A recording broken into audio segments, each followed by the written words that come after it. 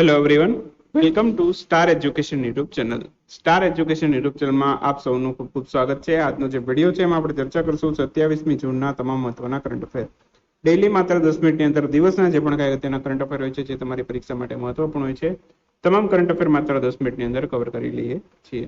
Telegram ચેનલમાં જોડાઈ શકો છો. સ્ટાર એજ્યુકેશનની તમામ અપડેટ તમને ટેલિગ્રામ ચેનલમાં મળતી રહેશે. બાકી વોટ્સએપ ગ્રુપમાં જોડાવવું હોય તો 5 નવા વોટ્સએપ ગ્રુપની લિંક ડિસ્ક્રિપ્શનમાં છે. કોઈ પણ એક વોટ્સએપ ગ્રુપમાં જોડાઈ શકો છો. શરૂ કરીએ આજનો વિડીયો 27મી જૂનના કરંટ અફેર. સૌથી પહેલો ક્વેશ્ચન આજના વિડીયોમાં, હાલમાં જ એમએસએમઈ દિવસની ઉજવણી ક્યારે કરવામાં આવેલી હતી? એમએસએમઈ દિવસ આજે જ છે. આજે એમએસએમઈ નો સ્થાપના દિવસ છે, તો 27મી જૂને એમએસએમઈ દિવસ ઉજવાય છે. 27 જૂન ઓપ્શન બી આપણો આન્સર છે. 27મી જૂને એમએસએમઈ દિવસ આપણે ઉજવીએ છીએ, કેમ કે આ દિવસે એમએસએમઈ ની સ્થાપના થઈ હતી. તો હાલમાં જ એમએસએમઈ દિવસ 27 જૂન 2021 ના રોજ ઉજવવામાં આવેલો. એમએસએમઈ નું પૂરું નામ શું થાય? આપણું ભારતનું એક મંત્રાલય છે એમએસએમઈ, તો એનું પૂરું નામ થાય micro small and medium enterprise.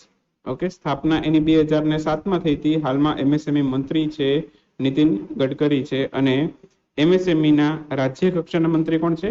Giriraj Singh. તો આટલી માહિતી આમાંથી યાદ રાખવાની. કેન્દ્રીય કક્ષાના મંત્રી નીતિન ગડકરી, રાજ્ય કક્ષાના મંત્રી છે મિનિસ્ટર ઓફ સ્ટેટ આપણે જેને કહીએ છીએ એ છે ગિરિરાજ સિંહ. ઓકે, અને બાકી એમએસએમઈ મંત્રાલયની સ્થાપના 2007માં થયેલી, અને micro small and medium enterprise છે એમએસએમઈ નું પૂરું નામ છે.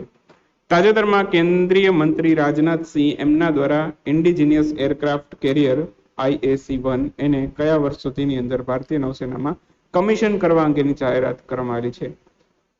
એક તો બની જાય એટલે એનું લોન્ચિંગ કરવામાં આવે, બરાબર, અને બીજું જ્યારે એનો ઉપયોગ કરવાનું ચાલુ કરી દઈએ તો એને કહેવાય કમિશન કર્યું. તો જેટલા પણ જહાજ છે એનું લોન્ચિંગ થાય એટલે એ નૌસેનાની અંદર આપણે એનો ઉપયોગ નથી કરવા માંડતા. પહેલા એનું ટેસ્ટિંગ થાય, બરાબર, પછી એકદમ વ્યવસ્થિત રીતે કામ કરતું હોય પછી એને નૌસેનામાં સામેલ કરીને પછી આપણે એનો ઉપયોગ કરવાનું શરૂ કરીએ. તો આ એરક્રાફ્ટ કેરિયર છે ઇન્ડિજિનિયસ એરક્રાફ્ટ કેરિયર. ઓકે, અને ભારતનું પહેલું હશે આ, તો એને સામેલ કરવામાં આવશે 2022 સુધીમાં. તો આન્સર આવશે 2022. હાલમાં જ કેન્દ્રીય મંત્રી રાજનાથસિંહ દ્વારા ઇન્ડિજિનિયસ એરક્રાફ્ટ કેરિયર IAC-1 એને નૌસેનામાં કમિશન કરવા અંગેની જાહેરાત કરવામાં આવેલી. 2022 સુધીમાં કમિશન કરવામાં આવશે એવું કીધેલું છે. અને રાજનાથસિંહ આપણા ભારતના રક્ષા મંત્રી છે, તો એમના દ્વારા આ બાબતની જાહેરાત કરવામાં આવેલી છે. બાકી ભારતના નૌસેનાના વડા કોણ છે? કરમબીર સિંહ. ઓકે, એમને પણ યાદ રાખશું. અને આ ભારતનું પહેલું ઇન્ડિજિનિયસ એરક્રાફ્ટ કેરિયર છે, અને એને નામ આપવામાં આવ્યું છે INS Vikrant. Okay, INS Vikrant. હવે તમને ખબર છે આનું લોન્ચિંગ ક્યારે થયું? આનું લોન્ચિંગ એટલે કે આ બનીને તૈયાર ક્યારે થઈ ગયું તો ખબર છે? 2013માં. ઓગસ્ટ 2013માં આ બનીને તૈયાર થઈ ગયું છે. એ પછી અત્યાર સુધી આપણે એનું ટેસ્ટિંગ કરતા આવ્યા છે, અને હવે 2022માં એને આપણે કમિશન કરવા અંગેની જાહેરાત કરી છે આપણા રક્ષા મંત્રીએ. તો 2022 સુધીમાં કમિશન થઈ જશે, અને નામ છે એનું INS વિક્રાંત રાખવામાં આવેલું છે. ઇન્ડિજિનિયસ એરક્રાફ્ટ કેરિયર છે, ભારતનું સૌથી પહેલું છે. ઓકે, આને બનાવવામાં કઈ જગ્યાએ આવેલું? આને બનાવવામાં આવેલું છે કેરળનું કોચી શિપયાર્ડ લિમિટેડ ખાતે. કેરળમાં બનેલું છે કોચી શિપયાર્ડ લિમિટેડ ખાતે, તો એ પણ યાદ રાખશું. અને આની લંબાઈ છે 262 મીટર, પહોળાઈ છે 62 મીટર, અને એનું વજન આશરે 40,000 મેટ્રિક ટન જેટલું છે. જોઈ શકો છો અહીંયા ભારતનું ઇન્ડિજિનિયસ એરક્રાફ્ટ કેરિયર છે, અને નામ છે એનું INS વિક્રાંત. હાલમાં જ કેન્દ્ર સરકારે સ્માર્ટ સિટી એવોર્ડ 2020 જાહેર કર્યા છે. એમાં નીચેનામાંથી કયા શહેરને આ એવોર્ડથી સન્માનિત કરવામાં આવેલું છે? તો ઇન્દોર અને સુરત બંનેને આ એવોર્ડથી સન્માનિત કરવામાં આવેલા છે. આન્સર આવશે A અને B બંને. આપણો આન્સર સાચો થશે ઓપ્શન D.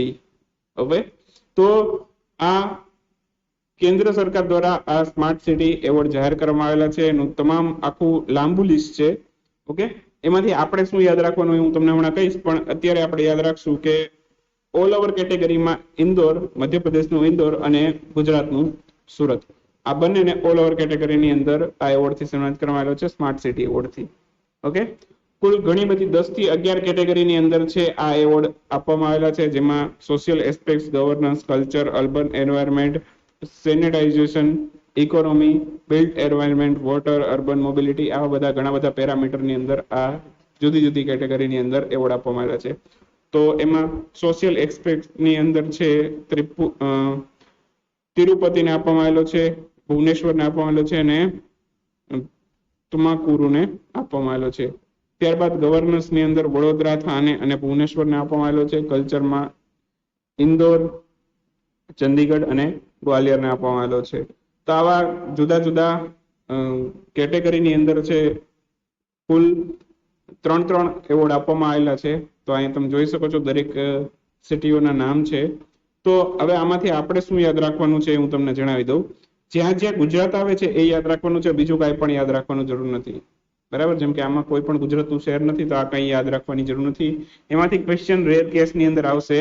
તો જ્યાં જ્યાં ગુજરાત છે, ગુજરાતનું વડોદરા છે, તો એને ગવર્નન્સની અંદર આ એવોર્ડ આપવામાં આવેલો છે, સ્માર્ટ સિટી એવોર્ડ માટેનો. બરાબર, ત્યાર પછી બીજું કોઈ પણ આમાં ગુજરાતનું નામ છે નહીં. ઓકે, એ પછી અહીંયા સેનિટાઇઝેશનની અંદર સુરતને આપવામાં આવેલો છે. શા માટે આપવામાં આવેલો છે એ પણ તમે જોઈ શકો છો અહીંયા. ઓકે, સિમિલરલી બિલ્ટ એન્વાયરમેન્ટમાં પણ સુરતને આપવામાં આવેલો છે કેનાલ કોરિડોર માટે. ઓકે, એ પછી અહીંયા પણ એક સુરતને આપવામાં આવેલો છે વોટર માટે. ઓકે, આ ટાઈપની વોટર સિસ્ટમ ડેવલપ કરી હતી સુરતે, તો એ માટે થઈને એને સુરતને એવોર્ડ આપવામાં આવેલો હતો. એ પછી અમદાવાદ અને સુરતને અહીંયા આપવામાં આવેલો છે અર્બન મોબિલિટી માટે. અને બસ એટલું યાદ રાખશું. અને આ કોવિડ માટેનો એવોર્ડ યાદ રાખશું, કલ્યાણ, ડોંબિવલી અને વારાણસીને આપવામાં આવેલો છે. બરાબર, તો જ્યાં જ્યાં ગુજરાતના શહેરો દેખાય એ એવોર્ડ યાદ રાખવાના. બરાબર, અને ન રહેતો પણ વાંધો નહીં, કેમ કે આ એટલું બધું અગત્યનું નથી. આગળનું જે છે પેલું એ ખાસ યાદ રાખજો. ઓલ ઓવર કેટેગરીમાં ઇન્દોર શહેર અને ગુજરાતનું સુરત શહેર, એને આ સ્માર્ટ સિટી એવોર્ડ આપવામાં આવેલો છે, તો એ ખાસ યાદ રાખજો. ઓકે, સબ કેટેગરીની અંદર ગુજરાતના શહેરો માત્ર યાદ રાખવાનો પ્રયત્ન કરજો. બરાબર, અને ન રહે તો છેલ્લા ટાઈમે સ્કીપ પણ કરી શકો છો. તાજેતરમાં આર્ટોન દ્વારા જાહેર કરવામાં આવેલા ગ્લોબલ પાસપોર્ટ પાવર રેન્ક એમાં પ્રથમ ક્રમ પર કયો દેશ છે? એક હેલેના દ્વારા પણ આ રિપોર્ટ પાસપોર્ટ ઇન્ડેક્સ માટેનો જાહેર કરવામાં આવ્યો હતો. હેલની છે, હેલનીનો જે પાસપોર્ટ ઇન્ડેક્સ છે, ઓકે, એમાં જાપાન પહેલા ક્રમે હતું. ઓકે, અને આ જે પાસપોર્ટની રેન્કિંગ છે અર્ટોન દ્વારા જાહેર કરવામાં આવી છે, આમાં પહેલા ક્રમ પર છે જર્મની. તો આન્સર આવશે ઓપ્શન એ, જર્મની. તો અર્ટોન દ્વારા ગ્લોબલ પાસપોર્ટ પાવર રેન્કની રેન્કિંગ જાહેર કરવામાં આવેલી છે. એમાં જર્મની 138 સ્કોર સાથે છે, પહેલા ક્રમે છે. બીજા ક્રમ ઉપર 5 દેશોને સ્થાન આપવામાં આવ્યું છે આ રેન્કિંગમાં, જેમાં ફિનલેન્ડ, સ્પેન, સ્વિટ્ઝરલેન્ડ, ન્યુઝીલેન્ડ અને જાપાન છે એ બીજા ક્રમે છે 137 સ્કોર સાથે. ત્રીજા ક્રમ ઉપર પણ 5 દેશો છે, Austria, Italy, Ireland, south Korea અને ઓસ્ટ્રેલિયા. તો એમનો સ્કોર 136 છે. તો આ બધું યાદ રાખવાનું છે. ઓકે, પહેલો ક્રમ જર્મનીનો, બીજા ક્રમ ઉપર 5 દેશ, ત્રીજા ક્રમ ઉપર પણ 5 દેશ. બરાબર, ભારતનો ક્રમ કેટલામાં છે? ભારત આમાં 61માં ક્રમ ઉપર છે. ભારતનો સ્કોર 55 છે અને ક્રમ 61 છે, એ ખાસ યાદ રાખજો. ભારતની સાથે મોઝેમ્બિક પણ 61માં ક્રમ ઉપર છે. સૌથી ખરાબ પ્રદર્શન અફઘાનિસ્તાનનું છે, 82માં ક્રમ ઉપર રહ્યું છે આ ઇન્ડેક્સની અંદર. એ પછી ક્રમશઃ ઈરાક અને સિરિયા, એનું પ્રદર્શન સૌથી ખરાબ છે. બરાબર, ઈરાક 81માં ક્રમ ઉપર, સિરિયા 80માં ક્રમ ઉપર. તો આ રીતની આખી રેન્કિંગ છે. ભારતનું ખાસ યાદ રાખશું, ભારત 61માં ક્રમ ઉપર, પહેલા ક્રમ ઉપર જર્મની અને સૌથી ખરાબ પ્રદર્શન અફઘાનિસ્તાનનું. ઓકે, એ સિવાય હેલેના પાસપોર્ટ ઇન્ડેક્સની પણ વાત કરી લઈએ તો એમાં ભારત 85માં ક્રમ ઉપર હતો. બરાબર, આમાં 61માં ક્રમ ઉપર છે આર્ટોનના રેન્કિંગની અંદર, અને હેલેનાની અંદર 85માં ક્રમ ઉપર હતું. બરાબર, એમાં પહેલા ક્રમે જાપાન હતું, એ તો આપણે વાત કરી ગયા અગાઉ, અને અંતિમ ક્રમ ઉપર એમાં પણ અફઘાનિસ્તાન હતું, આમાં પણ અફઘાનિસ્તાન છે. તો અંતિમ ક્રમ બંનેમાં સેમ છે. હાલમાં દિલ્હી સ્પોર્ટ્સ યુનિવર્સિટીના સૌપ્રથમ કુલપતિ તરીકે કોની નિયુક્તિ કરવામાં આવી? દિલ્હી સ્પોર્ટ્સ યુનિવર્સિટી એના સૌપ્રથમ કુલપતિ બન્યા છે કર્ણમ મલ્લેશ્વરી છે. તો યાદ રાખજો, મલ્લેશ્વરી છે, મહેશ્વરી નથી, કન્ફ્યુઝન ના કરી નાખતા. ઓકે, તો ઓપ્શન બી આપણો આન્સર છે. કદાચ મહેશ્વરી વાળો ઓપ્શન આપી દે તો એ ટીક કરીને ના વહી આવતા. તો દિલ્હી સ્પોર્ટ્સ યુનિવર્સિટીના સૌપ્રથમ કુલપતિ બન્યા છે કર્ણમ મલ્લેશ્વરી, વેઇટ લિફ્ટિંગના ખેલાડી છે. અને 2000 ની અંદર જે ઓલિમ્પિક રમાયેલા હતા વર્ષ 2000માં સિડની ખાતે, તો એ સમર ઓલિમ્પિકમાં એમણે બ્રોન્ઝ મેડલ લાવ્યા હતા વેઇટ લિફ્ટિંગની અંદર. આયરન લેડી તરીકે, એટલે કે લોખંડી મહિલા તરીકે તેઓ જાણીતા છે. એમને 1999માં રાજીવ ગાંધી ખેલ રત્ન પુરસ્કાર, પદ્મશ્રી પુરસ્કાર પણ 1999માં મળેલો હતો. 1994માં અર્જુન એવોર્ડ થી પણ એમને સન્માનિત કરવામાં આવ્યો હતો. તો એમના વિશે એટલી માહિતી યાદ રાખવાની. જીપીએસસી માં વાક્ય સ્વરૂપે આપે તો એમાંથી આ બધી માહિતીમાંથી ક્વેશ્ચન આવી શકે. ઓકે, અને બાકી ગૌણ સેવામાં ડાયરેક્ટલી વન લાઇનર ક્વેશ્ચન તરીકે પણ પૂછી શકે આ બધી માહિતી ઉપરથી. ઓકે, તે બધું યાદ રાખવાનું. હાલમાં ચર્ચામાં રહેલ સિલ્વર લાઇન કયા રાજ્યની પ્રમુખ હાઈ સ્પીડ રેલવે લાઇન છે? તો સિલ્વર લાઇન એ કેરળની હાઈ સ્પીડ રેલવે લાઇન છે.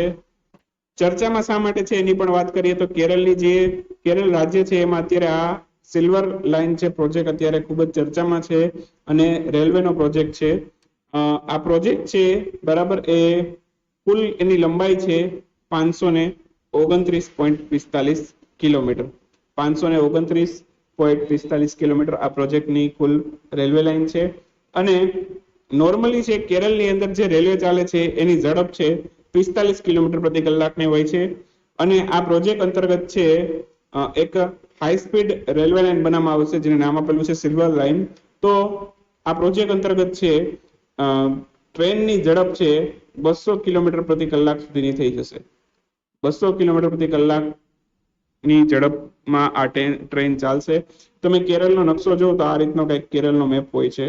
ઓકે, તો આ જે છે ઉત્તર કેરળ કહી શકો અને દક્ષિણ કેરળ કહી શકો. તો ઉત્તરથી દક્ષિણ સુધી જવું હોય બરાબર તો કુલ 12 કલાક જેટલો સમય લાગે. કેટલો? 12 કલાક જેટલો. તો આ જે સમય છે એ ઘટીને કેટલો થઈ જશે? આ જે હાઈ સ્પીડ રેલવે લાઇન બને છે એના અંતર્ગત 200 કિલોમીટર પ્રતિ કલાકની ઝડપે ટ્રેન ચાલશે. તો આ 12 કલાકનો જે રન છે એ માત્ર 4 કલાકની અંદર કવર થઈ જશે. તો જોઈ શકો છો તમે અહીંયા સ્પીડ 45 કિલોમીટર પ્રતિ કલાક થી વધીને કેટલી થઈ જશે ટ્રેનની? 200 કિલોમીટર પ્રતિ કલાક થઈ જશે. અને આ રેલવે લાઇન કેરળના કુલ 11 જિલ્લામાંથી પસાર થશે તો એ પણ યાદ રાખવાનું છે. બાકી કેરળના મુખ્યમંત્રી હમણાં જ બન્યા છે પિનારાઈ વિજયન. રાજ્યપાલ આરિફ મોહમ્મદ ખાન છે તો એમને પણ યાદ રાખીશું આપણે. તાજેતરમાં કઈ બેંક દ્વારા Arogyam health care business લોનનું launching કરવામાં આવ્યું છે? Arogyam health care business લોનનું launching કરવામાં આવ્યું છે એસબીઆઈ દ્વારા. તો યાદ રાખશું એસબીઆઈ. હાલમાં જ કોના દ્વારા Bill Gates and Melinda Gates Foundation એના ટ્રસ્ટી પદ ઉપરથી રાજીનામું આપવામાં આવ્યું છે? બિલ ગેટ્સ અને મલિન્ડા ગેટ્સ ફાઉન્ડેશન માંથી રાજીનામું આપ્યું છે ટ્રસ્ટી તરીકે વોરન બફેટ. તો આન્સર આવશે વોરન બફેટ. અને બાકી બિલ ગેટ્સ છે માઇક્રોસોફ્ટના ફાઉન્ડર છે. હાલમાં જ માઇક્રોસોફ્ટના ચેરમેન કોણ બન્યું છે? સત્ય નડેલા. તો એમને પણ યાદ રાખશું. ટેસ્લા નામની કંપનીએ પોતાનું પહેલું ચાર્જિંગ સ્ટેશન કયા દેશમાં ખોલ્યું? ટેસ્લા નામની કંપનીએ પોતાનું પહેલું ચાર્જિંગ સ્ટેશન ખોલેલું ચીનમાં. ઇલેક્ટ્રિક કારની કંપની છે ટેસ્લા અને પહેલું ચાર્જિંગ સ્ટેશન ખોલેલું ચીનમાં. તાજેતરમાં કયા રાજ્યની સરકારે પશુઓ માટે એક વોર રૂમ સ્થાપવાની જાહેરાત કરી છે? વોર રૂમ એટલે જે કિસાનો ડેરીના વ્યવસાય સાથે સંકળાયેલા છે તો એમના પશુઓને સાચવવા માટે વોર રૂમ સ્થાપવાની જાહેરાત કરી છે કર્ણાટક રાજ્યની સરકારે. તો આન્સર આવશે કર્ણાટક. બરાબર. મુખ્યમંત્રી કોણ છે કર્ણાટકના? બીએસ યેદિયુરપ્પા અને રાજ્યપાલ વજુભાઈ વાળા. તાજેતરમાં 9મી એશિયાઈ મંત્રી સ્તરીય ઉર્જા ગોળમેજી પરિષદ એનું આયોજન કોના દ્વારા કરવામાં આવેલું? તો 9મી એશિયાઈ મંત્રી સ્તરીય ઉર્જા ગોળમેજી પરિષદનું આયોજન કરવામાં આવશે ભારત દ્વારા. અને આપણા ભારતના કેન્દ્રીય ઉર્જા મંત્રી કોણ છે? ધર્મેન્દ્ર પ્રધાન. હાલમાં રિલાયન્સ જીઓ દ્વારા કઈ કંપની સાથે કરાર કરીને 5G ફોન બનાવવામાં આવ્યો છે? તો રિલાયન્સે 5G ફોન બનાવ્યો છે ગૂગલ સાથે કરાર કરીને. તો આન્સર આવશે ગૂગલ. તાજેતરમાં કયા રાજ્યની સરકાર દ્વારા વન મહોત્સવનું આયોજન કરવાની જાહેરાત કરવામાં આવી છે? તો દિલ્હીની સરકારે હાલમાં જ વન મહોત્સવનું આયોજન કરવાની જાહેરાત કરી છે. દિલ્હીના જે મુખ્યમંત્રી છે એ કોણ છે? અરવિંદ કેજરીવાલ. અને રાજ્યપાલ છે અનિલ બાઇજલ. તાજેતરમાં ડોક્ટર કેથેન કોન્ડા એમનું નિધન થયું. તેઓ કયા દેશના પૂર્વ રાષ્ટ્રપતિ હતા? ડોક્ટર કેથેન કોન્ડા ઝામ્બિયાના પૂર્વ રાષ્ટ્રપતિ હતા. ઝામ્બિયામાં તમને યાદ હોય તો થોડાક દિવસ પહેલા જ આપણે વાત કરી હતી કે ત્યાં નવા હાઈ કમિશનર બન્યા છે. કોણ બન્યું છે? અશોક કુમાર ત્યાં નવા હાઈ કમિશનર બન્યા છે. તાજેતરમાં લાલ રેમસિયામી એ કયા રાજ્યના સૌપ્રથમ મહિલા છે કે જે ટોક્યો ઓલિમ્પિક 2020 માટે ક્વોલિફાય થયા છે?